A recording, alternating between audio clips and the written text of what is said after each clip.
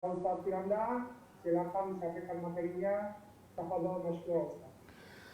Jazakumullah khairan. Bismillahirrahmanirrahim. Alhamdulillahi ala ihsani wa syukru lahu ala taufiqihi wa amtinani. Wa asyhadu an la ilaha illallah wahdahu la syarika lahu ta'ziman li sya'ni. Wa asyhadu anna Muhammadan abduhu wa rasuluhu da'ila ridwani. Allahumma salli alaihi wa ala alihi wa ashabihi wa ikhwani. Para dokter, para guru yang dirahmati oleh Allah Subhanahu wa taala, kita masih melanjutkan bahasan kita tentang pembatal-pembatal keislaman ya. Pada pertemuan kali ini kita membahas pembatal berikutnya, yaitu meyakini bahwasanya ada sebagian orang boleh keluar dari syariat Nabi Muhammad sallallahu alaihi wasallam. Sebagaimana bolehnya keluar Al-Khadir, Nabi Khadir dari syariat Nabi Musa alaihissalam. Barang siapa yang meyakini hal ini, maka dia telah kafir. Jadi di antara pembatal keislaman ya,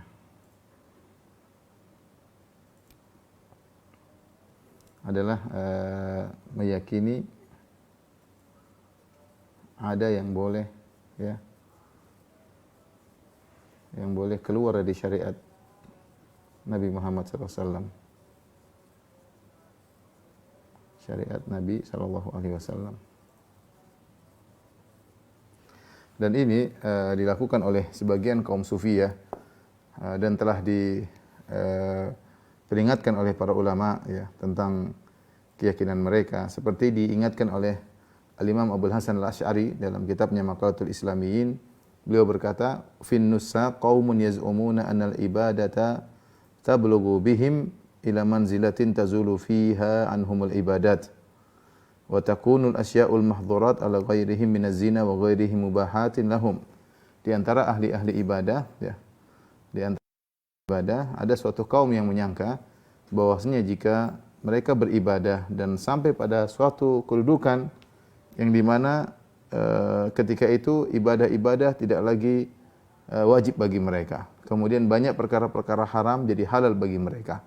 Ini dialami oleh sebagian kaum sufi. Dan ini disampaikan oleh Al-Imam Abul Hasan Al-Asy'ari dalam kitabnya Maqalatul Islamiyyin. Demikian juga berkata Az-Zabidi, dia berkata, "Rubbama ta'allaqu biqaulihi ta'ala wa'bud rabbaka hatta ya'tiyakal yaqin." Sebagian mereka berdalil dengan firman Allah, "Wa'bud rabbaka hatta ya'tiyakal yaqin." Sembahlah Rabbmu sampai datang keyakinan padamu. Ya, mereka memahami ayat ini, jika sudah yakin maka tidak perlu beribadah lagi. Ai fa idza wasalta ila maqamil yaqin faqad saqatat ankal ibadah. Jika telah sampai kepadamu derajat yakin, maka tidak perlu lagi engkau beribadah kepada Allah Subhanahu wa taala. Al-Imam Ibnu Hazm rahimahullah taala ya, juga dalam kitabnya Al-Fisal mengisyaratkan tentang adanya kelompok yang berpemahaman seperti ini. Beliau berkata, "Idda at-ta'ifatan minas sufiyyah anna fi awliya'illahi ta'ala man huwa afdhalu min jami'il anbiya'i war rusul." Sekelompok dari kelompok sufi ya, tentunya sufiah yang ekstrim, mereka mengaku-ngaku mempropagandakan bahwasanya di antara wali-wali Allah ada yang lebih afdal daripada seluruh nabi dan seluruh rasul. Wa qalu, dan mereka berkata, "Man balagal ghayatal quswa minal wilayah saqatat anhu syara'i'u kulluha minas salati wasiyami waz zakat." Dan mereka berkata, siapa yang telah mencapai derajat yang sangat tertinggi dari derajat kewalian, maka telah gugur seluruh syariat baginya. Tidak perlu salat lagi, tidak perlu puasa lagi, tidak perlu bayar zakat wa ghairi dzalik, dan demikian juga syariat-syariat yang lainnya. Wa halat lahul muharramat kulluha minaz zina wal khamr wa ghairi dzalik. Dan juga halal bagi mereka keharaman-keharaman seperti zina, minum khamr dan yang lainnya. Jadi ini memang sudah pernah ada kelompok seperti ini. Dan ini juga digambarkan oleh Ibnul Jauzi rahimahullahu taala dalam kitabnya Talbis Iblis ya. Dalam kitabnya Talbis Iblis, Ibnul Jauzi rahimahullah menjelaskan adanya kelompok seperti ini. Beliau berkata rahimahullahu taala, "Inna qauman minhum damu 'ala riyadhah muddatan fara'au annahum qad tajawharu faqalu la nubali al-ana ma 'amilna wa innamal awamir wan nawahi rusumunil awam." Ya. Kata Ibnul Jauzi, ada suatu kaum dari mereka terus melakukan latihan-latihan. Ya, kaum sufi ya, mereka lakukan latihan-latihan kejiwaan sampai pada dalam waktu yang cukup. Kemudian mereka memandang bahwasanya mereka telah mencapai pada jiwa yang sempurna, ya, jiwa yang sempurna, sehingga mereka berkata la nubali al-an ma amilna, maka kami tidak peduli lagi dengan apa yang kami kerjakan. Sungguhnya perintah dan larangan itu hanyalah undang-undang bagi orang-orang awam, ya, undang-undang bagi orang-orang awam. Adapun kami sudah mencapai jauhara, kami sudah mencapai tingkatan yang sempurna, ya. Kata mereka, adapun aturan-aturan kenabian itu hanyalah untuk mengatur orang-orang awam. Sehingga mereka meyakini bahwasanya telah gugur syariat bagi mereka. Dan ini juga diingatkan oleh Syekhul Islam Ibnu Taimiyah rahimahullahu taala, ya, bahwasanya ada sebagian kelompok yang mereka memandang bahwasanya boleh keluar dari syariat. Taib, para dokter yang dirahmati Allah Subhanahu wa taala. Jadi apa yang kita sampaikan ini bukanlah suatu hal yang mengada-ngada, ya. Bahwasanya ada suatu kelompok yang pernah ada dari zaman dulu sampai zaman sekarang juga masih ada yang mereka menyangka kalau mereka sudah mencapai tingkatan tertentu, ya, mereka boleh meninggalkan syariat. Tadi saya sudah sebutkan nukilan dari Al-Imam Abul Hasan Al-Asy'ari rahimahullah yang wafat di awal abad keempat, kemudian Imam Az-Zabidi, kemudian Ibnu Hazm rahimahullahu taala dalam kitabnya Al-Fisal, demikian juga Ibnu Jauzi dalam kitabnya Talbis Iblis, dan juga Ibnu Taimiyah, ya. Semua menukil ada kelompok seperti itu dari kelompok Sufiyah yang mereka menyangka kalau mereka sudah mencapai derajat tertinggi, sudah tidak berlaku lagi bagi mereka syariat. Tidak berlaku lagi bagi mereka syariat. Sesungguhnya yang mengatakan boleh keluar dari syariat Nabi sallallahu alaihi wasallam ada beberapa kelompok, ya. Beberapa kelompok.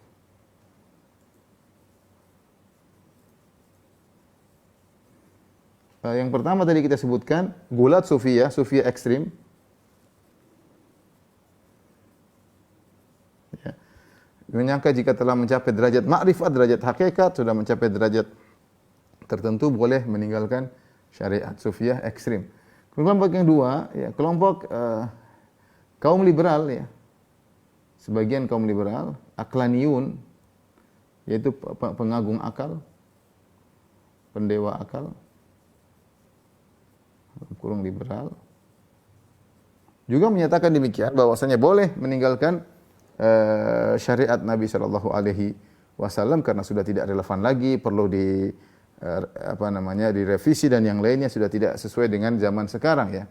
Kenapa? Karena mereka menganggap bagi mereka syariat Muhammad, ini mereka ungkapkan, ya, syariat Muhammad sallallahu alaihi wasallam tidak relevan lagi. Karena ini hanya cukup untuk umat ketika itu, ya, mereka berdalil dengan bahwasanya syariat-syariat sebelumnya mengalami mansukh, ya. Sebagaimana syariat Nabi Musa alaihissalam dimansukhkan oleh syariat Nabi Isa alaihissalam, syariat Nabi Isa dimansukhkan oleh syariat Nabi Muhammad SAW, syariat Nabi Muhammad pun demikian, ya.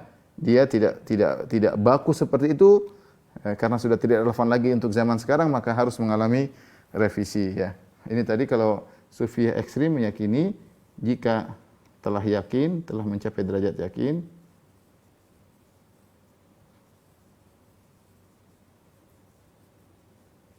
maka tidak perlu menjalankan syariat.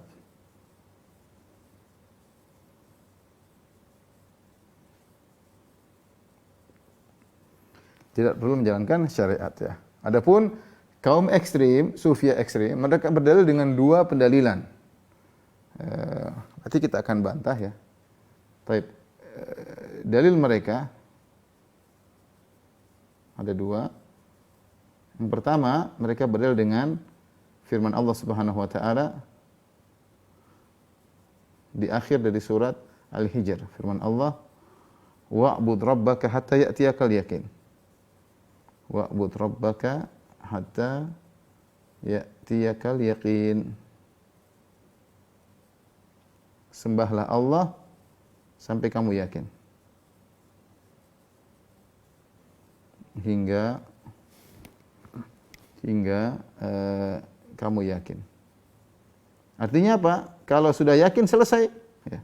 Mafhum mukhalafah dari ayat ini, kalau sudah yakin ya sudah nggak usah beribadah lagi. Berarti kalau sudah yakin tidak perlu ibadah lagi. Jika sudah yakin tidak perlu ibadah lagi. Taib. Ini pendalilan pertama. Dalil yang kedua, mereka berdalil dengan kisah Nabi Khadir, ya. Kisah Nabi Khadir dengan Nabi Musa. Kisah Khadir alaihissalam dengan Musa alaihissalam. Di mana dalam kisah ini Khadir melakukan perkara-perkara yang haram, ya. Di mana Khadir melakukan perkara-perkara yang haram. Apa yang dilakukan oleh Khadir? Seperti apa yang dilakukan? Dia memecahkan kapal, merusak kapal, kemudian dia membunuh seorang anak, dan dia mendirikan tembok yang sudah runtuh. Di antaranya dia memecah kapal, membunuh anak. Ini menunjukkan bahwasanya Khadir keluar dari syariat Nabi Musa.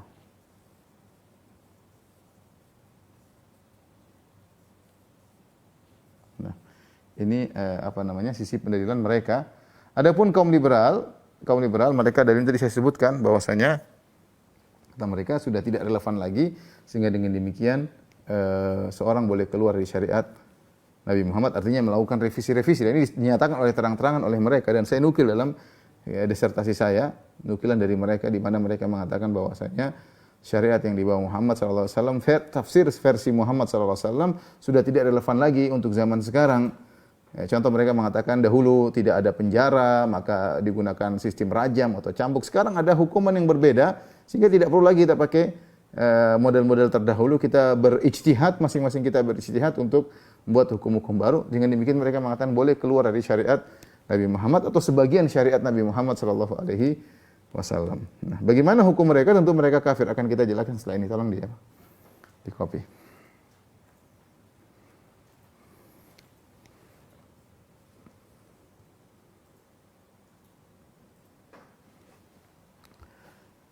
Taib.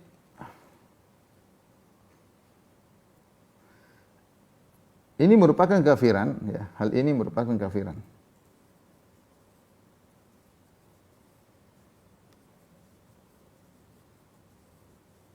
Kenapa kafiran? Karena membatalkan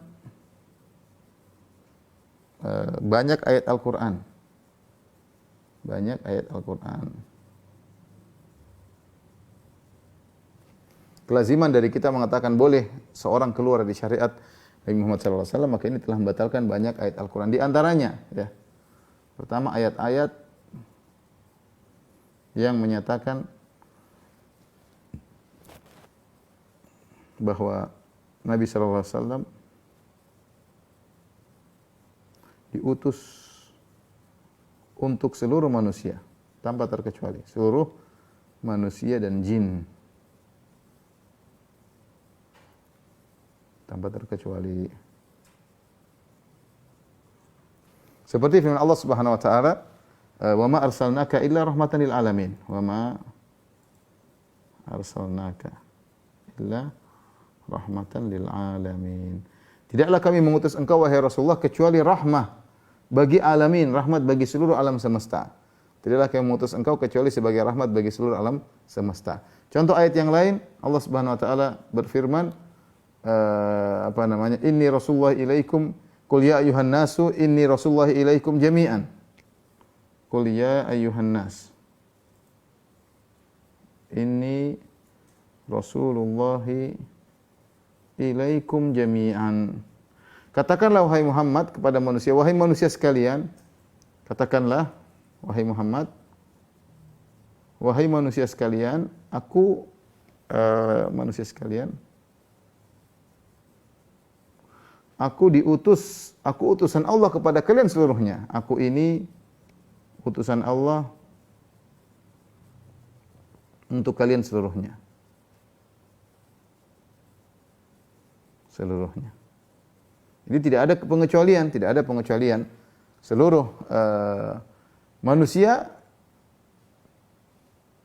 harus menjalankan syariat Nabi Muhammad SAW. Karena Rasulullah SAW diutus kepada seluruh umat manusia. Ayat yang lain misalnya firman Allah Subhanahu Wa Taala di awal surat Al-Furqan, Tabarakalladzi nazzal furqana ala abdihi liyakuna lil alamin nadhira. Kata Allah, liyakuna lil alamin nadhira. Ya. Agar engkau menjadi pemberi peringatan bagi seluruh alam semesta. Jadi Rasulullah SAW memang diutus kepada seluruh alam semesta. Ya. Dan ini yang kedua, bahwasanya ayat-ayat yang menunjukkan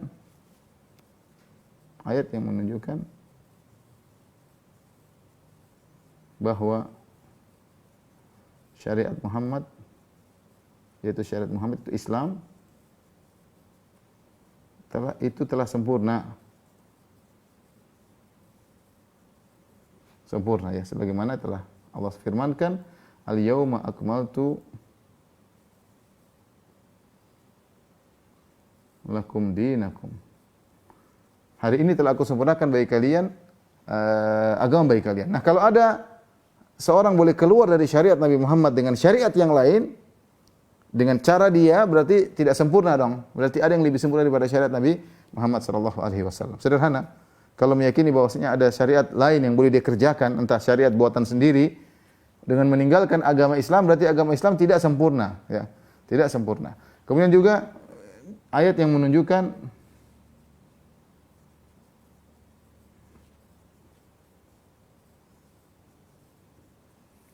bahwa Allah tidak menerima kecuali Islam.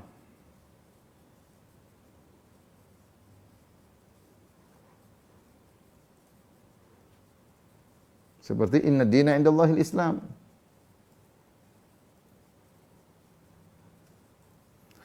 Sungguhnya agama yang diterima oleh Allah hanyalah Islam. Kata Allah, "Wa may yabtaghi ghairal islami dinan fala yuqbala min." Siapa yang mencari agama lain selain Islam, selain syariat Muhammad sallallahu alaihi wasallam, fala yuqbala min, maka Allah tidak akan menerima darinya.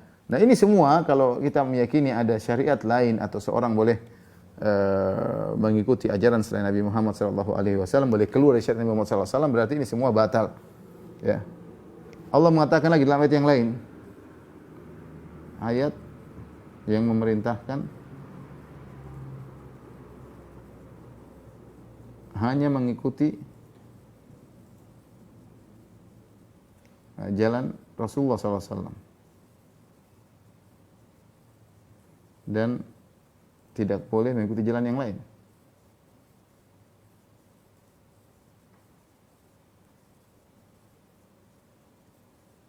Seperti firman Allah Subhanahu wa taala, "Wa anna hadza sirati mustaqiman fattabi'uh." Kata Allah, "Wa anna hadza sirati mustaqiman fattabi'uh wa la tattabi'us subula fatafarraqu bikum an sabilih." Kata Allah, ini adalah jalanku, maka ikutilah, dan jangan ikuti jalan-jalan selain jalanku ini. Jadi kita diperintahkan ikut Islam. Islam itu apa? Syariat Nabi Muhammad sallallahu alaihi wasallam. Siapa yang mengikuti jalan lain merasa bahwasanya jalan lain juga itulah benar atau jalan dia bikin sendiri, maka dia telah membatalkan ayat-ayat ini semua. Ini ayat-ayat ya menunjukkan bahwasanya siapa yang merasa boleh keluar dari syariat Nabi Muhammad sallallahu alaihi wasallam, maka dia telah kafir karena dia telah membatalkan ayat-ayat ini ya. Membatalkan ayat-ayat ini ya. Dan ini ikhwan dan akhwat yang dirahmati Allah Subhanahu wa taala, ini merupakan konsekuensi dari Nabi Muhammad sebagai nabi terakhir. Ini semua ayat-ayat ini semua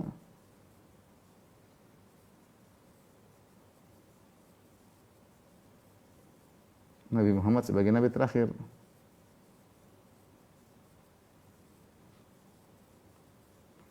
Kalau nabi terakhir, maka konsekuensinya dia harus diutus untuk seluruh umat manusia.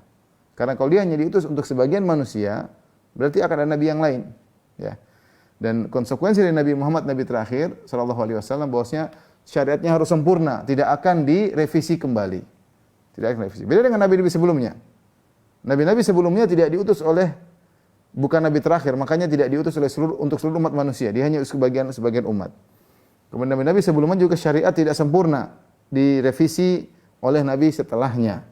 Ya, makanya di antara keistimewaan Nabi Muhammad sallallahu alaihi wasallam, Rasulullah SAW bersabda dalam hadisnya, "U'titu khamsan lam yu'tahunna ahadun minal anbiya'i qabli." Aku diberikan 5 perkara yang tidak diberikan kepada nabi-nabi sebelumnya. Di antaranya kata Rasulullah SAW, "Bu'ithu ila nasi 'ammah wa kana al-anbiya'u qabli bu'ithu wa kana nabiyyun minal anbiya'i qabli bu'itha ila qaumihi khassah." Atau wa kana al-anbiya'u qabli bu'ithu ila qaumihim khassah wa bu'ithu ila nasi kafah. Dalam riwayat ammah. Nabi-nabi terdahulu mereka semuanya diutus untuk kaum mereka. Hanya diutus untuk kaum mereka ya. Nabi Nuh untuk kaum Nabi Nuh, Nabi Hud untuk kaum Nabi Hud, untuk kaum Ad, Nabi Saleh untuk kaum Tsamud, Nabi Musa untuk Bani Israel ya. Dan seterusnya, wa bu'ithu ila nasi kafah. Adapun aku diutus untuk seluruh umat manusia. Ini konsekuensi dari Rasulullah SAW sebagai Nabi terakhir. Nah, kalau ada seorang kemudian nekat mengatakan aku boleh keluar dari syariat Nabi Muhammad SAW, maka dia telah membatalkan konsekuensi Nabi Muhammad sebagai Nabi terakhir. Berarti seakan-akan Nabi tidak diutus untuk dia. Dan seakan-akan bahwasanya syariat Nabi tidak sempurna karena dia punya cara tersendiri untuk menjalankan syariat. Cara sendiri menjalankan syariat. Ini tadi saya katakan pemikiran ini terjerumus dalamnya 2 kelompok. Kelompok pertama adalah kelompok Sufiyah ekstrim, sebagaimana telah dinukil oleh para ulama, dinukil Abu Hasan Al-Asy'ari, dinukil oleh Ibnu Jauzi, dinukil oleh Ibnu Hazm, dinukil Ibnu Taimiyah rahimahullah. Ada sekelompok Sufiyah yang mereka merasa telah mencapai derajat yang tinggi dan mereka boleh keluar dari syariat Nabi Muhammad sallallahu alaihi wasallam. Ya. Yang kedua adalah kelompok liberal yang merasa bahwasanya ajaran Nabi Muhammad sallallahu alaihi wasallam hanyalah untuk zaman dahulu. Sekarang sudah tidak relevan lagi, maka harus dirubah. Dan ini 2 kelompok adalah kelompok yang terjerumus dalam pembatal keislaman. Ya. Lihat bagaimana Nabi Shallallahu Alaihi Wasallam sampai mengatakan jangankan kita, jangankan wali-wali, bahkan ada kalau seorang nabi yang masih hidup harus ikut Nabi Muhammad Shallallahu Alaihi Wasallam. Nabi Shallallahu Alaihi Wasallam berkata, "Lau kana Musa hayyan ma wasi'ahu illa tibai." Seandainya Nabi Musa masih hidup, maka tidak boleh bagi dia kecuali harus ikut jalanku, kata Nabi sallallahu alaihi wasallam. Bayangkan, kalau Nabi Musa masih hidup, dia harus ikut Nabi, kata Nabi. Nabi ucapkan hal ini ketika suatu hari Umar bin Khattab radhiyallahu anhu mendapatkan sebagian kertas dari lembaran dari Taurat. Maka Umar membaca lembaran tersebut. Maka Rasulullah SAW tegur. Kata Rasulullah SAW, "Amutahawwikuna anta ya ibn al-Khattab?" Apakah kau ragu, wahai Umar, kau masih ragu dengan agama? Tidak perlu mencari hidayah dari agama lain, tidak perlu. Agama kita sudah sempurna. Nabi ingin jelaskan demikian. Tidak perlu kau mencari hidayah dari Taurat, dari Injil, tidak perlu. Ya, yang hidayah cukup dalam agama kita. Sehingga Rasulullah menegur Umar bin Khattab, Rasulullah SAW berkata, "Amutahawwikuna anta ya ibn al-Khattab?" Apakah kau ragu, wahai Umar? Kemudian Rasulullah SAW mengatakan, "Lau kana Musa hayyan ma wasi'ahu illa tibai." Kalau seandainya Nabi Musa masih hidup, tidak boleh bagi dia kecuali menjadi pengikutku. Oleh kerana Nabi Isa alaihissalam ketika turun di akhir zaman juga mengikuti syariat Nabi Muhammad SAW. Ketika Nabi Isa turun, ternyata Imam Mahdi sedang menjadi imam. Maka Imam Mahdi ketika itu salat subuh, sudah qomat. Maka Imam Mahdi mempersilahkan Nabi Isa untuk jadi imam, karena dia seorang Nabi. Tetapi Imam Mahdi menolak dan dia bermakmum kepada, tapi Nabi Isa menolak dan dia bermakmum kepada Al-Imam Mahdi. Ini menunjukkan Nabi Isa alaihissalam juga ketika turun menjalankan syariat Nabi Muhammad SAW. Kemudian datang seorang orang, sebagian orang sufi mengatakan, saya boleh keluar dari syariat Nabi Muhammad SAW. Saya boleh meninggalkan ibadah dan saya boleh melakukan hal yang haram. Taib. Jadi kita katakan orang yang berkeyakinan bahwasanya ada orang yang boleh keluar dari syariat Nabi Muhammad adalah kafir atau keluar dari syariat Islam, atau dia keluar dari Islam. Dan wajar ya, kita katakan dia kafir karena dia mengatakan saya bukan lagi umat Muhammad, ya kan? Pernyataan dia saya boleh keluar dari aturan Muhammad SAW berarti dia secara langsung mengatakan, secara tidak langsung mempropagandakan bahwasanya saya bukan lagi umat Muhammad. Loh, kalau kamu umat Muhammad, kamu ikuti Muhammad dong sallallahu alaihi wasallam. Kalau kamu bilang saya boleh keluar, berarti kamu bukan lagi umat Muhammad. Nah, kalau kamu bukan umat Muhammad, berarti kamu bukan orang Islam. Selesai, urusannya gampang. Kamu merasa tidak berlaku lagi syariat Nabi Muhammad, kau merasa boleh keluar dari syariat Muhammad, berarti kau bukan lagi umat Muhammad, berarti kau bukan orang Islam. Tapi kita akan menjelaskan syubhat mereka. Ya, setelah ini tolong Sudah Sudah.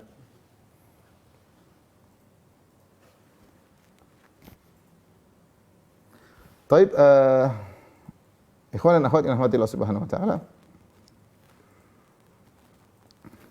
Kita akan jelaskan beberapa dua syubhat mereka.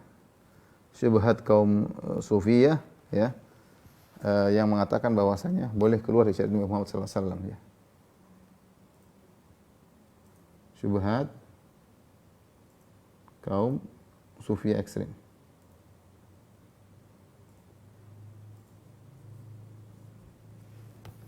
Syubhat pertama itu firman Allah Subhanahu wa taala.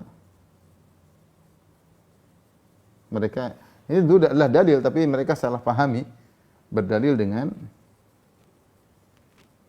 dengan firman Allah di akhir surat Al-Hijr, wa'bud rabbaka hatta ya'tiyakal yaqin. Nah, ini mereka mengatakan sembahlah. Ayat ini artinya, wahai Muhammad, sembahlah Rabbmu sampai datang keyakinan kepadamu. Arti ayat,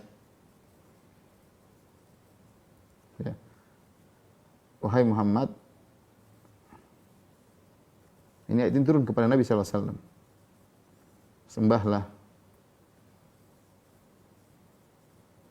Sembahlah Rabbmu hingga datang keyakinan padamu.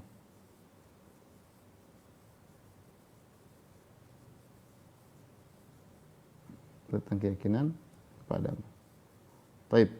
Mereka mengatakan yakin di sini, keyakinan, yakin, yaitu ma'rifat.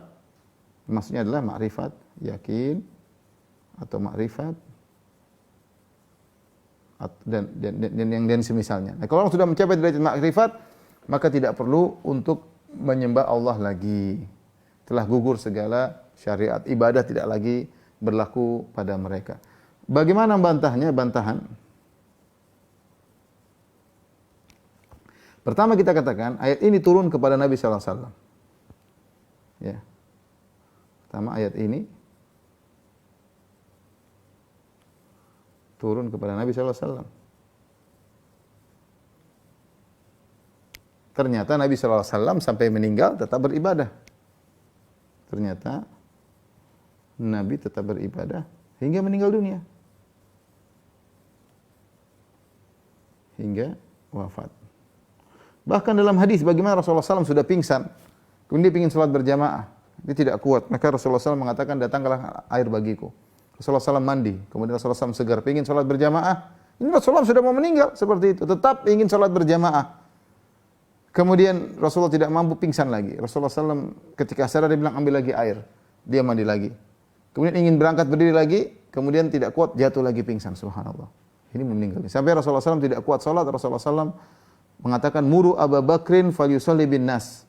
Suruh Abu Bakar untuk mengimami orang-orang, saya tidak mampu. Rasulullah SAW beribadah sampai titik penghabisan. Sampai nafas terakhir beliau tetap beribadah kepada Allah. Jadi ayat ini diterapkan oleh Nabi. Ini menunjukkan kaum sufi salah menerapkan ayat ini. Ya. Timbul pertanyaan, adakah yang lebih makrifat daripada Nabi? Dua. Adakah yang lebih yakin daripada Nabi?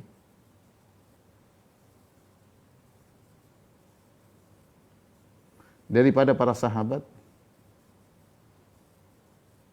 yang dijamin masuk surga?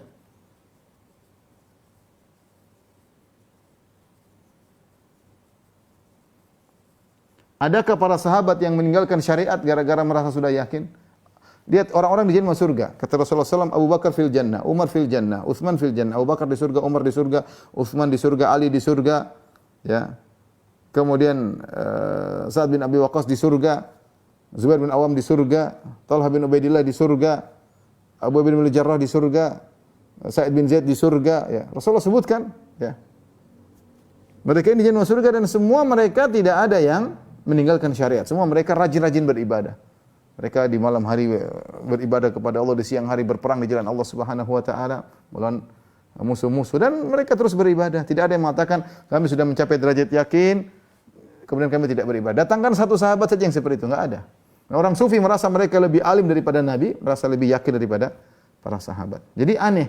Ini ayat, subhanallah, ayat ini menyuruh kita untuk beribadah, tidak boleh meninggalkan ibadah sampai meninggal. Justru dia dipahami sebaliknya, justru untuk meninggalkan ibadah. Saya ulangi, ayat ini, perhatikan. Ini saya tulis, mau tinggal. Ayat ini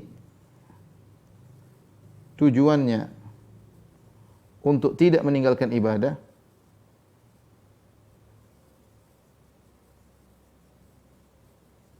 hingga wafat, malah dipahami untuk meninggalkan ibadah.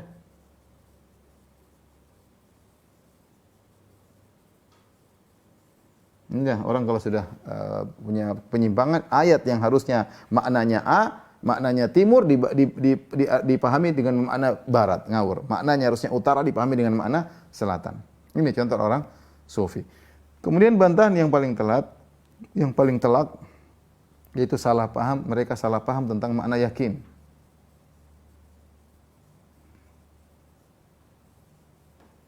Tentang makna yakin. Makna yakin dalam ayat tersebut. Al-yakin. Al-yakin maksudnya adalah kematian. Al-yakin sama dengan kematian. Sebenarnya dalam firman Allah Subhanahu wa taala, ketika penghuni surga bertanya kepada penghuni neraka jahanam, "Ma salakakum fi saqar?" Apa yang buat kalian masuk dalam neraka saqar? Qalu lam nakum minal musallin, kami dahulu tidak salat.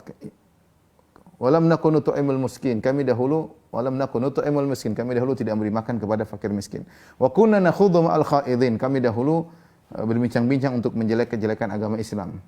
Wa kunna nukadzibu biyaumiddin, kami dahulu mendustakan hari kebangkitan, hatta atanal yakin, sampai datang keyakinan bagi kami, maksudnya sampai datang kematian bagi kami. Dan di antara makna disebut kematian dinamakan dengan keyakinan karena ketika seorang meninggal dunia, semua keraguan jadi nyata, jadi yakin. Ya, karena dia masuk dalam alam akhirat. Sehingga kematian disebut dengan keyakinan. Ini pendapat. Ada yang mengatakan disebut keyakinan karena sesuatu yang tidak bisa dihindari. Semua orang pasti akan meninggal dunia. Tapi bukan keyakinan sini, bukan maksudnya makrifat. Kalau sudah yakin Allah itu ada, yakin tentang keesaan Allah, sudah selesai tidak boleh ibadah. Ini ngawur. Jadi inilah contoh tidak tahu tafsir kemudian berusaha menafsirkan dengan pemahaman sendiri sehingga menafsirkan yakin wa'bud rabbaka hatta ya'tiyakal yakin, sembahlah Allah sampai datang keyakinan, maksudnya sampai makrifat. Ini salah. Ya, ini salah. Dan subhanallah sampai sekarang masih ada orang seperti itu, ya, tidak mau beribadah karena merasa diri mereka telah mencapai derajat makrifat sehingga boleh melakukan hal yang haram, dan ini dilakukan oleh sebagian orang-orang sufiah yang ekstrim, ya. Baik, ini syubhat yang pertama. Adapun syubhat yang kedua,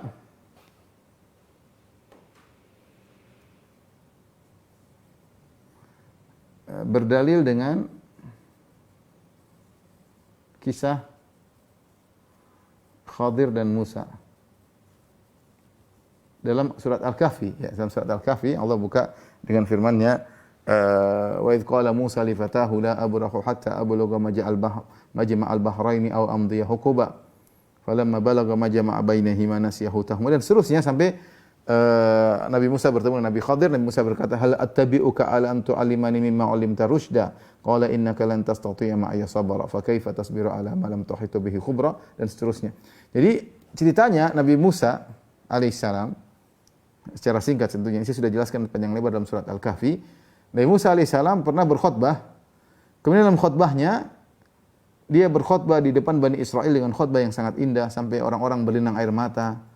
Sampai mereka merasa ini orang paling alim. Sehingga ada yang bertanya, "Ya Musa, adakah orang yang lebih alim selain daripada engkau?" Nabi Musa mengatakan tidak ada. Nabi Musa bukan sombong, tapi dia ingin menjelaskan kenyataan yang dia tahu, tidak ada yang lebih alim daripada dia. Maka Allah fa'atabahullah, maka Allah pun menegurnya. Allah mengatakan, "Wahai Musa, ada seorang hamba kami yang lebih punya ilmu daripada engkau di tempat pertemuan dua lautan." Maka Nabi Musa akhirnya ingin belajar dari orang tersebut. Orang tersebut adalah Khadir.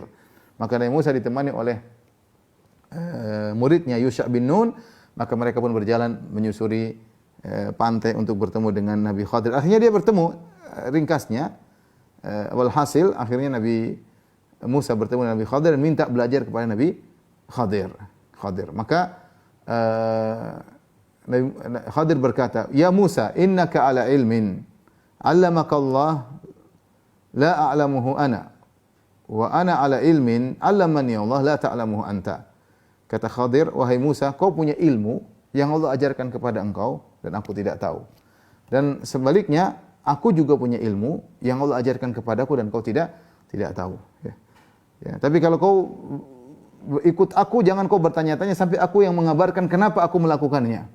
Kata Nabi Musa, insya Allah aku akan sabar, aku tidak akan bertanya-tanya. Maka mereka pun berjalan. Naiklah Nabi Musa dan Khadir di atas sebuah perahu dan orang-orang kenal Khadir ini Khadir. Mereka naik perahu, kapal, kemudian gratis. Ternyata setelah mereka dinaikkan secara gratis, Nabi Khadir membalas air susu dengan air tuba. Dia rusak kapal tersebut. Nabi Musa tegur. Ya. Kenapa kau rusak wahai Khadir ini? Litughriqa ahlaha. Kalau kau rusak ini orang akan tenggelam naik kapal. Laqad ji'ta syai'an imra, kau melakukan satu perkara yang salah. Ini Nabi Musa tegur Nabi Khadir. Nabi Khadir ingatkan, qala alam aqul innaka lan tastati'a ma'iya sabra. Kan saya sudah bilang kau tidak sabar denganku. Kata Nabi Musa, beri aku uzur. Berjalanlah mereka berdua lagi, tiba-tiba mereka bertemu dengan seorang anak masih kecil bermain dengan anak-anak yang lain. Faqatalah, maka Khadir pun bunuh anak tersebut. Musa kaget, ini anak tidak punya salah, kok dibunuh? Qala aqatalta nafsan zakiyatan bighairi nafsin laqad ji'ta syai'an nukra. Wahai Khadir, bagaimana kau membunuh seorang anak yang tidak punya kesalahan? Kecuali dia bunuh orang, kau bunuh dia tidak melakukan kesalahan. Sungguh kau telah melakukan perkara yang sangat mungkar. Nabi Khadir ingat lagi. Ingatkan Musa. Qala alam aqul laka innaka lan tastati'a ma'iya sabra. Kan saya sudah bilang kau tidak sabar bersamaku wahai Musa. Musa orangnya suka mengingkari kemungkaran. Lihat kemungkaran dia tidak bisa diam. Maka dia tegur. Ini dua kesalahan. Yang ketiga, mereka berjalan hatta idza ataya ala ahla qaryatin istata'a ma ahlaha fa abaw ayudhayifuhuma fawajada fiha jidaran yuridu an yanqadha fa aqama. Qala law syi'ta la takhata alaihi ajra. Kemudian dua orang ini Musa dan Khadir pergi ke suatu kampung, mereka minta dijamu, minta makan, tidak dikasih. Setiap rumah didatangi dan tidak ada yang mau menjamu Musa dan Khadir. Akhirnya mereka harus meninggalkan kampung tersebut, tetapi ketika mereka hendak meninggalkan kampung tersebut, ada bangunan rumah kampung tersebut yang mau runtuh malah diluruskan oleh Nabi Khadir. Maka Musa heran. Kalau sebelumnya engkau membalas air tuba dengan air susu dengan air tuba, sekarang air tuba dibalas dengan air susu. Kita ditolak malah kau berbuat baik kepada mereka. Disitulah kemudian orang-orang Sufiyah berdalil bahwasanya Nabi Khadir menyelisih syariat Nabi Musa. Ya, jadi Nabi Khadir melakukan perkara-perkara yang mungkar tadi. 3 perkara mungkar, tapi di antaranya sebutan tadi dia merusak kapal, yang kedua dia membunuh anak. Jadi ini menyelisih syariat Nabi Musa. Kalau begitu, kalau seorang sudah mencapai derajat wali, menurut mereka Khadir adalah wali. Menurut mereka Khadir adalah wali. Nah, berarti orang sudah mencapai derajat perwalian seperti Khadir boleh keluar daripada syariat Nabi Musa. Nah, kalau kita pun telah mencapai derajat perwalian seperti Khadir, kita boleh keluar dari syariat Nabi Muhammad sallallahu alaihi wasallam. Ini orang sufi berdalil dengan hal tersebut. Bagaimana bantahannya?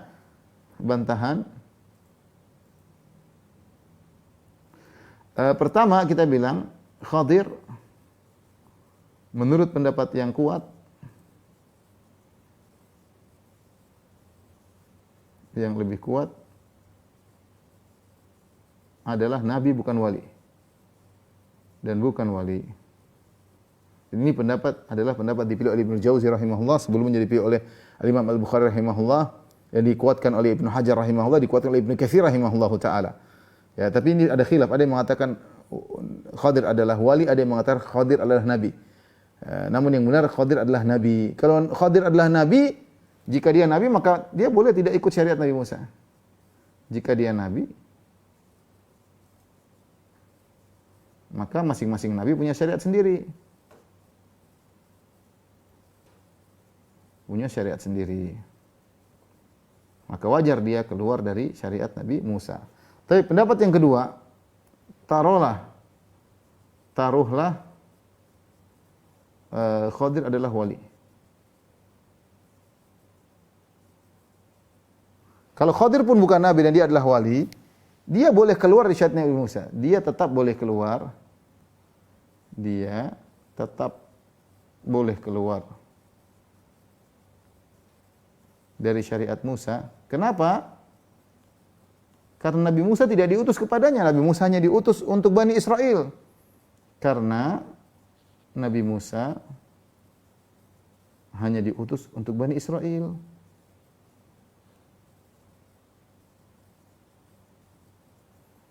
Dan Khadir bukan Bani Israel, ya. Dan Khadir bukan Bani Israel. Khadir bukan Bani Israel. Bukan kaum Musa. Baik, jelas ya. Jadi kalau misalnya Khadir pun wali, dia boleh keluar dari syariat Nabi Musa karena dia bukan Bani Israel. Sementara Nabi Musa kalau diutus untuk Bani Israel. Pendapat yang ketiga atau jawaban yang ketiga, toh ternyata Nabi Khadir tidak keluar dari syariat Nabi Musa. Kenyataannya tidak keluar dari syariat Musa. Kok bisa demikian? Karena setelah dijelaskan,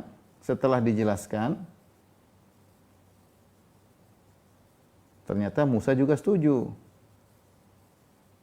Nabi Musa alaihissalam juga setuju sesuai dengan syariatnya.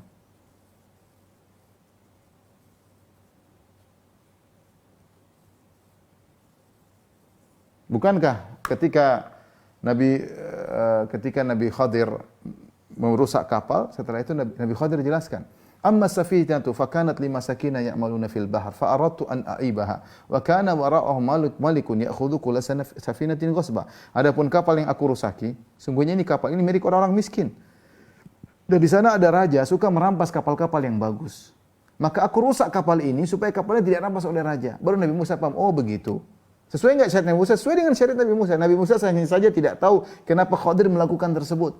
Setelah dijelaskan kenapa Khadir merusak kapal supaya kapal ini tidak direbut oleh raja yang zalim, maka Nabi Musa setuju, berarti sesuai dengan syariat Nabi Musa. Kemudian kenapa Nabi Khadir membunuh anak kecil? Nabi Khadir berkata, "Amal gulamu fakana abawahu mu'minaini fakhashina an yurhiqahuma tughyan wa kufra fa aradna ayyubdilahum rabbuhuma khairan minhu zakata wa aqrabarahum." Adapun anak ini punya dua orang yang mukmin. Namun mereka berdua sangat sayang kepada anak ini. Kalau dibiarkan anak ini sampai dewasa, anak ini akan menjerumuskan kedua orang tuanya dalam kekufuran. Maka kami ingin Allah menggantikan anak ini dibunuh, diganti dengan anak yang lebih baik, yang lebih sayang kepada kedua orang tuanya. Dan Nabi Khadir mengatakan, "Ma fa'altuhu an amri." Aku membunuh anak ini atas perintah Allah Subhanahu wa taala, bukan keinginanku. Kalau ternyata setelah jelaskan Nabi Musa mengerti, anak ini dibunuh atas perintah Allah agar anak ini kalau dia besar, jangan sampai ketika dia besar dia menjerumuskan kedua orang tuanya dalam kekufuran, maka dibunuh dan kemudian kedua orang tua beriman ini digantikan dianugerahi anak baru yang lebih baik dan lebih sayang sesuai dengan syariat Nabi Musa. Yang ketiga, ketika dinding dirobohkan didirikan lagi oleh Khadir, kata Nabi Khadir, "Wa ammal jidaru fakana li ghulamaini yatimaini fil madinati wa kana tahtahu kanzul lahumā wa kana abuhuma shalihan fa arada rabbuka ay yablugha ashuddahuma wa yastakhrija kanzahuma rahmatan min rabbik wa ma fa'altu an amri." Kata Nabi Khadir, adapun tembok tersebut di bawahnya ada harta milik dua anak yatim. Kalau tembok tersebut miring, lama-lama harta ini kelihatan dan akan dirampas oleh orang. Sementara anak yatim ini orang tuanya orang tua yang saleh. Maka aku diperintahkan oleh Allah untuk mendirikan tembok tersebut agar harta tersebut tidak diketahui oleh orang lain. Nanti kalau mereka sudah besar, mereka bisa mengeluarkan hal tersebut. Setelah dijelaskan, Nabi Musa setuju. Jadi pernyataan mereka bahwasanya syariat Nabi Khadir bertentangan dengan syariat Nabi Musa tidak benar. Syariat Nabi Khadir sama dengan syariat Nabi Musa dan sama dengan syariat Nabi Muhammad SAW. Karena setelah dijelaskan ternyata sesuai dengan syariat Nabi Musa alaihissalam. Ini bantahan terhadap syubhatnya kaum Sufi yang berdalil dengan firman Allah dalam surat Al-Hijr, akhir surat Al-Hijr, dan juga berdalil dengan kisah Nabi Musa dan Nabi Khadir. Taib, adapun orang-orang liberal yang menyatakan bahwasanya Nabi Muhammad SAW syariatnya sudah expired, artinya hanya berlaku untuk zaman dahulu. Tentunya ini sudah saya bahas panjang lebar dalam pembahasan disertasi saya karena mereka punya syubhat yang banyak. Mereka mengatakan bahwasanya Al-Qur'an yang penting kita tahu gagasan-gagasannya apa adalah kesamaan. Al-Qur'an itu intinya persamaan, keadilan, kebebasan Adapun Al-Qur'an itu lafal dari Muhammad dalam mentakbir, dalam mengungkapkan gagasan-gagasan inti Allah itu persamaan, keadilan, kemudian kebebasan, ya, diungkapkan oleh Muhammad dalam Al-Quran, dan itu Al-Quran bukan firman Allah, tapi dia hanya bahasa Muhammad yang diungkapkan oleh Muhammad yang cocok relevan di zaman tersebut. Ya. Maka kalau zaman sekarang sudah tidak cocok lagi, ada maslahat yang lain bagi manusia, maka syariat tidak boleh dipaksakan. Justru syariat yang harus diadaptasikan dengan kemaslahatan manusia. Oleh karenanya, kita boleh keluar dari syariat Nabi Muhammad, tidak perlu kita kerjakan zaman sekarang karena sudah tidak relevan lagi. Ini perkataan orang liberal, tentunya inilah pendapat yang ngawur. Justru syariat Nabi Muhammad SAW berlaku sampai akhir zaman. Bahkan Nabi Isa alaihissalam ketika turun ke bumi menjalankan syariat Nabi Muhammad SAW. Lagi pula kalau kita bilang syariat Nabi Muhammad sudah expire, terus masing-masing kita untuk membuat syariat baru, kita bertanya siapa yang bisa menentukan syariat baru? Saya atau Anda atau mereka? Kata mereka, kita beristihad untuk bikin syariat baru. Syariat siapa yang berhak beristihad? Lebih pintarkah Anda atau saya atau mereka lebih pintar daripada kita? Siapa? Kemudian akhirnya setiap orang boleh berpendapat sendiri. Apakah syariat yang Anda bikin lebih baik daripada apa yang saya bikin? Apakah yang kita bikin lebih baik daripada yang mereka bikin? Enggak ada barometer. Kalau dikembalikan kepada masing-masing, kita ikut hawa nafsu. Kita ini harus meninggalkan hawa nafsu untuk ikut Al-Quran. Justru dibalik oleh orang liberal, Al-Quran dibuang untuk ikut hawa nafsu. Waliyadzubillah. Ini sudah kita jelaskan panjang lebar. Jadi intinya, para dokter yang dirahmati Allah Subhanahu wa taala meyakini bahwasanya ada seorang boleh keluar dari syariat Nabi Muhammad SAW, ini merupakan pembatal keislaman. Dan wajar kita bilang kamu bukan orang Islam. Kamu bukan umat Muhammad karena kamu sendiri bilang saya boleh keluar dari syariat Muhammad. Nah, kalau kamu keluar dari syariat Muhammad, kamu bukan umat Muhammad. Dan kalau kamu bukan umat Muhammad, kamu bukan umat Islam. Maaf, kamu bukan orang Islam alias kafir, ya. Wallahu a'lam bishawab. Ini saja yang kita sampaikan. Kalau ada yang bertanya, 1-2 pertanyaan saya persilahkan. Terima kasih Ustaz. Setelah kita dengarkan kajian tadi, tampaknya kita memang sudah mengenal, mengetahui tokoh-tokoh mana yang kita bisa nilai melakukan perbuatan-perbuatan yang seperti Ustaz ceritakan. Baiklah, saat ini ada beberapa yang raise hand dan ada juga pertanyaan melalui kolom chat. Saya berikan kesempatan terlebih dahulu pada yang raise hand, pada Satria Aribo. Silakan, tolong host.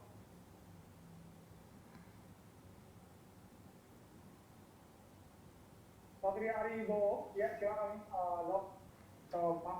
Assalamualaikum warahmatullahi wabarakatuh. Waalaikumsalam warahmatullahi wabarakatuh. Bismillah. Saya ingin bertanya Ustaz mengenai syariat. Apakah seluruhnya ikut sholat, puasa, zakat, haji sesuai syariat Nabi, baik bangsa, manusia, dan jin? Yang pertanyaan kedua, apa hukumnya ikut mencoblos pemilu yang bukan merupakan syarat Islam? Barakallahu fiik, jazakallahu khairan. Adapun syariat Rasulullah SAW, ya, rukun Islam, rukun iman, ya, secara umum berlaku bagi seluruh tsaqalain, yaitu jin dan manusia, ya. Rasulullah SAW diutus untuk jin dan manusia, bukan cuma manusia tapi jin. Bahkan Rasulullah SAW pernah pergi ketemu dengan para jin, dan para jin mendengarkan firman-firman Allah Subhanahu wa taala, ya. Akan tapi sebagaimana dijelaskan oleh sebagian ulama bahwasanya perincian tentang syariat jin tentu ada perbedaan mungkin berdasarkan fisik mereka dan kegaiban mereka, tapi itu tidak kita ketahui. Secara umum mereka juga diperintahkan untuk sholat, diperintahkan untuk puasa, mereka diperintahkan untuk beribadah, tapi secara detailnya kita tidak tahu. Karena Nabi SAW bertemu dengan mereka, mungkin Nabi menyebutkan sesuatu hal-hal yang khusus buat mereka dan kita tidak tahu dan kita tidak perlu untuk mengetahui, ya. Karena kita tidak ingin berubah menjadi jin, ya. Jadi tidak perlu tahu. Tapi intinya secara umum mereka menjalankan syariat Nabi Muhammad SAW. Ya, kita fokus aja yang berlaku pada kita, ya. Itu mereka adalah makhluk gaib, mereka punya aturan tersendiri, ya. Namun secara umum adalah syariatnya sama, ya. Wallahu a'lam bishawab. Yang kedua, misalnya apakah boleh mencoblos dalam pemilu sementara itu bukan syariat Nabi Muhammad SAW? Jelas bahwasanya dalam syariat Islam ada namanya kaidah menempuh kemudaratan yang lebih ringan. Menempuh kemudaratan yang lebih ringan. Dan ini dalilnya diantaranya kisah Khadir tadi. Ketika Khadir merusak kapal itu adalah kemudaratan. Kapal bagus-bagus dirusakin. Tapi ternyata perbuatan Khadir ketika merusak kapal tersebut dalam rangka untuk meninggalkan kemudaratan yang lebih besar. Kemudaratan yang lebih besar apa? Dirampas kapal itu. Mana sekarang dua pilihan? Kapal dirusak tapi bisa diperbaiki, atau kapal dirampas tidak kembali. Tentu kita memilih mending kapal rusak bisa diperbaiki daripada kapal tersebut dirampas oleh raja yang zalim. Karena tidak ada alternatif ketiga.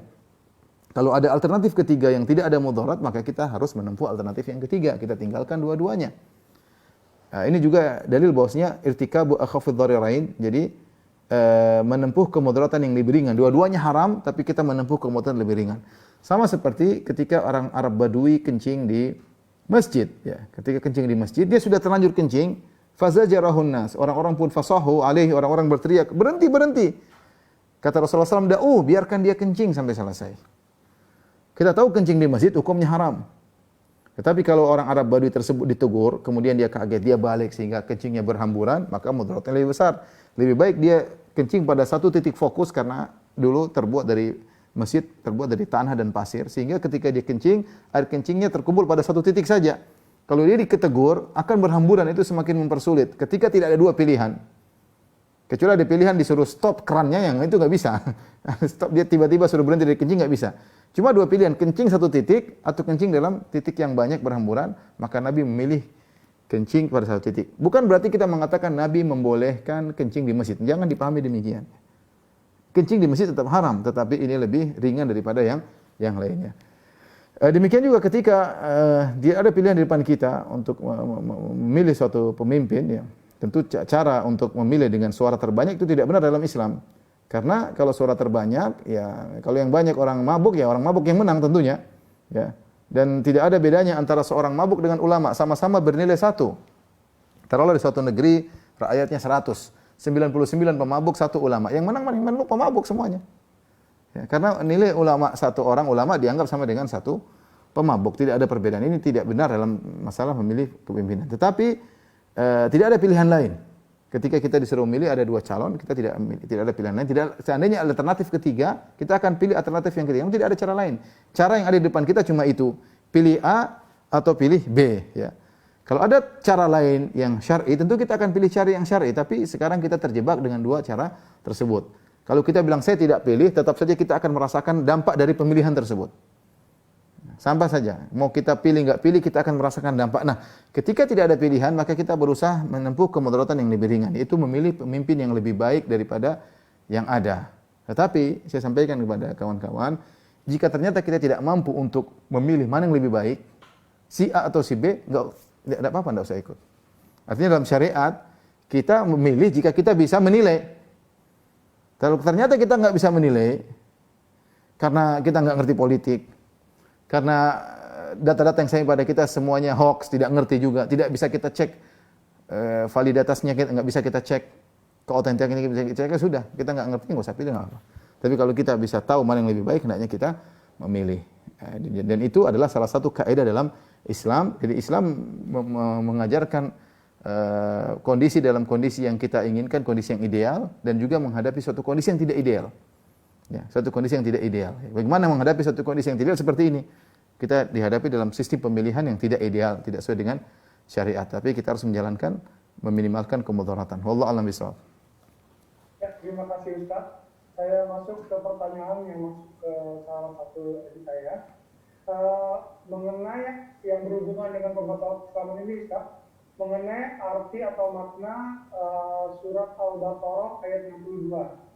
Yaitu sesungguhnya orang-orang yang beriman, orang-orang Yahudi, orang-orang Nasrani, dan orang-orang Sabi'in, siapa saja di antara mereka yang beriman kepada Allah dan hari akhir dan melakukan kebajikan, mereka mendapat pahala dari Tuhannya. Tidak ada rasa takut pada mereka dan mereka tidak bersedih hati.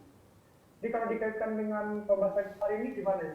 Ini ayat sudah akan saya bahas dalam masalah disertasi, tapi saya bahas secara singkat di sini. Ayat ini maksudnya ada 2 penafsiran. Penafsiran pertama yaitu berlaku di zaman mereka dahulu sebelum jadi zaman Nabi Musa, orang Yahudi ada yang beriman, ada yang kafir. Di zaman Nabi Musa, yang beriman masuk surga, yang kafir masuk neraka. Paham? Di zaman Nabi Isa, ada yang beriman, ada yang kafir. Yang beriman, fa amanat ta'ifatu min bani Israil wa kafarat ta'ifah, kata Allah tentang pengikut Nabi Musa. Ada yang beriman, ada yang kafir. Yang beriman masuk surga, yang kafir masuk neraka, ya. Ini ayat berbicara dua tafsiran dalam buku tafsir. Dan ini saya sampaikan dalam disertasi saya. bahwasanya tafsir pertama di kalangan para ulama ini berkaitan dengan orang-orang Yahudi di zamannya, zaman Nabi Musa, orang-orang Nasrani di zamannya. Bukan berkaitan dengan zaman sekarang ya. Karena zaman sekarang mereka harus beriman kepada Rasulullah SAW. Ini tafsiran pertama. Tafsiran kedua, man amana billahi wal yaumil akhir, maksudnya kalau mereka beriman kepada Allah dan hari akhirat, yaitu di antara konsekuensi beriman kepada Allah, mereka beriman kepada Nabi Muhammad SAW. Baru mereka selamat. Bukan maksudnya orang Yahudi yang zaman sekarang masuk surga tidak beriman kepada Islam. Itu tidak. Bukan, tidak ada tafsiran seperti itu. Itu tafsiran orang liberal. Tafsiran orang liberal. Ya. Jadi cuma dua tafsiran. Tafsiran pertama, Allah sedang berbicara tentang orang Yahudi di zamannya. Ada dua model, ada yang beriman, ada yang kafir. Orang Nasara di zamannya ada yang beriman, ada yang kafir.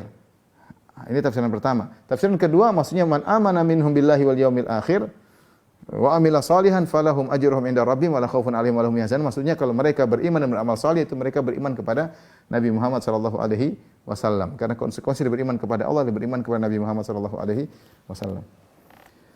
Baik, Dok, masih ada pertanyaan? Masih banyak Ustaz. Tapi sekarang kita akan ke raise lagi Ustaz. Silakan. Kepada Riz Aisyah, silakan. Tolong Mas.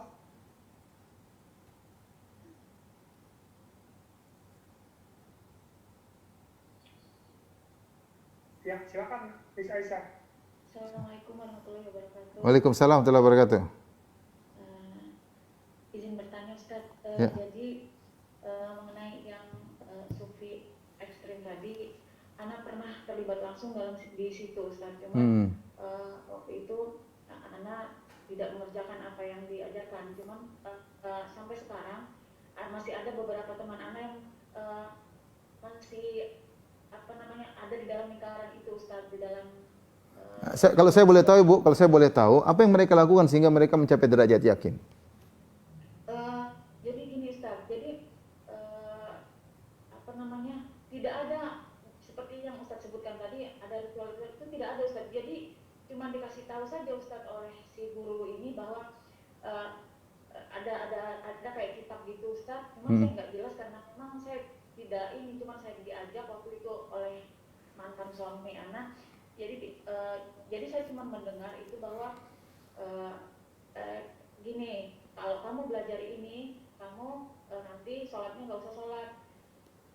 Kamu cukup diem karena sholat itu hakikatnya itu cuma mengingat Allah. Jadi kamu cukup diem. Kalau misalnya dengan azan, selesai azan kamu duduk diem sekitar 2 atau 3 menit, ingat Allah, udah selesai, nggak usah sholat. Itu Ustaz. Yang penting iling ya, iling. Iya, cuma begitu saja Ustaz. Jadi waktu itu dipraktekkan oleh mantan suami Ana Ustaz di rumah. Jadi waktu itu kami sempat bertengkar. Nah itu teman-teman Ana masih ada yang terlibat itu sekarang Ustaz. Jadi bagaimana menurut Ana untuk menyadarkan mereka Ustaz? Didakwahi. Coba suruh dengar ceramah ini, mudah-mudahan dapat hidayah. Didakwahi aja. Ya, karena itu tidak bisa ini kecuali dengan ilmu. Pertama berdoa kepada Allah Subhanahu Wa Taala agar mereka dapat hidayah. Kedua diskusi sama mereka, diskusi. Bilang yang lebih pandai tentang Islam kamu apa atau Muhammad sallallahu alaihi wasallam? Muhammad tidak seperti begitu caranya. Abu Bakar, Umar, Utsman radhiyallahu anhum tidak begitu. Nabi sallallahu alaihi wasallam tidak begitu. Terus ini cara dari mana ya? Jadi diskusi aja mereka. Meskipun mereka tidak terima enggak apa-apa, tapi diskusi. Kalau memang kita sayang sama mereka, diskusi aja. Terkadang mereka tidak terima sekarang, tapi mereka ada yang masuk mungkin bulan depan, mungkin tahun depan, tapi sampaikan saja. Hidayah di tangan Allah Subhanahu wa taala. Wallahu a'lam bishawab. Ya, sama-sama. Wa fiki barakallah. Ya, ini malah kita ketemu sama ini ya yang Praktisi. Artinya yang tahu benar. Iya. Oke Ustaz, ada pertanyaan dari chat lagi Pak. Assalamualaikum warahmatullahi wabarakatuh. Ustaz izin bertanya, bagaimana cara menyikapi orang yang Islamnya telah dibatalkan ketika ia meninggal? Apakah diurusi sebagai orang Muslim seperti umat Muslim pada umumnya gitu? Tentunya tidak. Kalau dia sudah membatalkan keislamannya, jangan diurusin sebagai seorang Islam. Dia sendiri tidak mau jadi orang Islam. Ngapain kita urusin dengan urusan apa? Umat Islam. Tidak. Kita tidak sholatkan, tidak. Kalau kita kuburkan saja, tapi tidak perlu disolatkan, tidak perlu didoakan, tidak boleh. Kalau dia sudah membatalkan keislamannya, ya kita kuburkan sebagai layaknya manusia. Jangan dibiarkan jadi bangkai yang busuk di atas muka bumi. Dikuburkan, masukkan dalam tanah, selesai. Ya. Allah alam bisawab. Apakah demikian juga dengan yang kaum liberal yang tadi ketahui dia sudah dinyatakan bahwa Al-Quran harus diganti hadis. Kita kan Intinya kalau mereka jadi imam jangan jadi makmum di belakang mereka. Baik, sampai sini saja mungkin Dok. Waktunya sudah selesai. Insyaallah kita lanjutkan kesempatan yang lain. Kurang lebih saya mohon maaf. Wabillahi taufiq wal hidayah. Assalamualaikum warahmatullahi wabarakatuh. Waalaikumsalam warahmatullahi wabarakatuh. Demikian para peserta kajian Bapak PDP kalian.